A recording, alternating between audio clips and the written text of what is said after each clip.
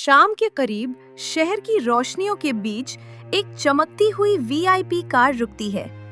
लेकिन इसी सड़क के किनारे एक भटकता हुआ अधूरा इंसान खड़ा है। क्या होगा जब माजी का प्यार, जो अब गुजरे वक्त में खो चुका था, अचानक सामने आ जाए?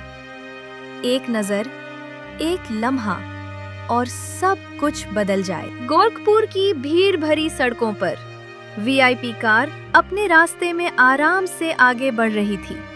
कार की पिछली सीट पर बैठी आर्या मेहरा शहर की जानी मानी कारोबारी खातून थी।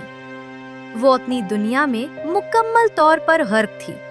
हाथ में मोबाइल, आंखों में कारोबारी मंसूबों की सर्द गहराई और दिल में ये यकीन कि हर प्रोजेक्ट वक्त पर मुकम्मल होगा।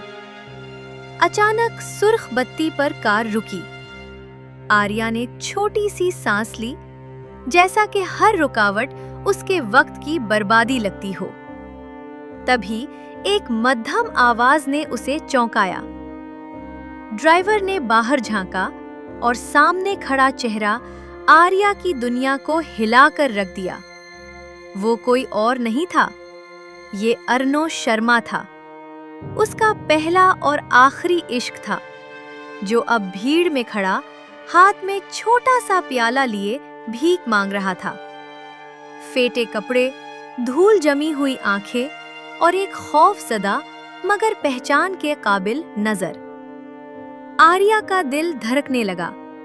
उसकी आंखें उसके पुराने इश्क को पहचान गई थीं। हकीकत के सामने वो हका बका रह गई। अर्नो की कमजोर आवाज ने आर्या के दिल को चीर दिया।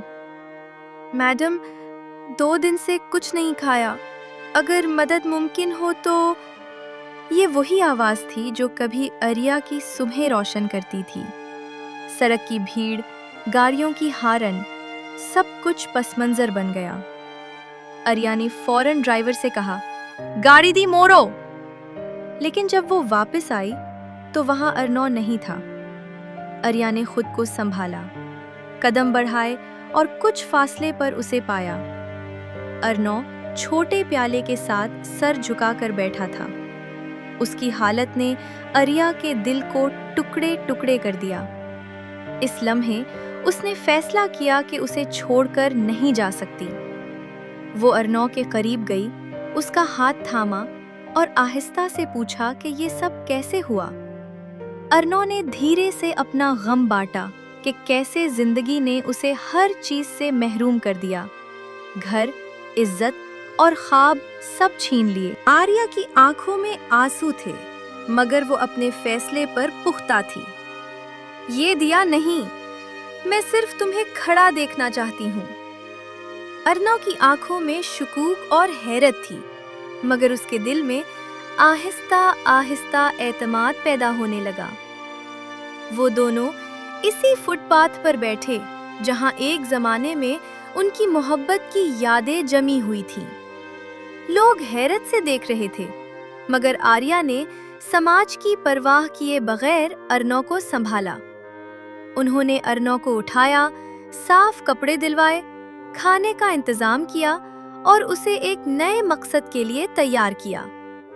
नवीद इंसानी मरकज, जहां बच्चों और बड़ों को तालीम और हुनर सिखाया जाता था, अर्नो के लिए एक नया आगाज था। दिन गुजरते गए और अर्नो ने मरकज में हर दिन एक नई रोशनी पैदा की। वो बच्चों को पढ़ाता, बड़ों को हुनर सिखाता और उम्मीद की शम्मा जलाने लगा। आर्या उस सब को दूर से देखती, कभी दाया या तरहम नहीं, बल्कि हौसला अफजाई करती।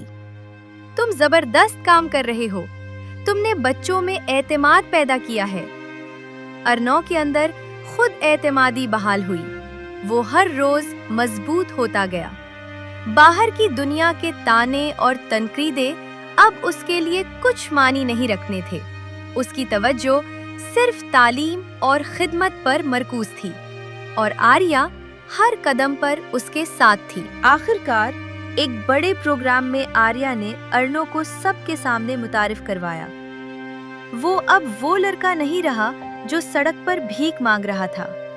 उसने खुद को उठाया, लोगों ने उसका एहतराम किया। आर्या ने उसका हाथ अपने हाथ में लेकर कहा, हमेशा तुम्हारे साथ हूँ, हर मुश्किल और हर मोड़ पर। अर्नो ने पहली बार अपने आंसू खुशी और शुक्रगुजारी में बहाए। दोनों ने मिलकर अपनी जिंदगी को नया आगाज दिया और इस कहानी ने साबित किया कि इंसानी हमदर्दी, एतमाद और मोहब्बत की ताकत जिंदगी बदल सकती है।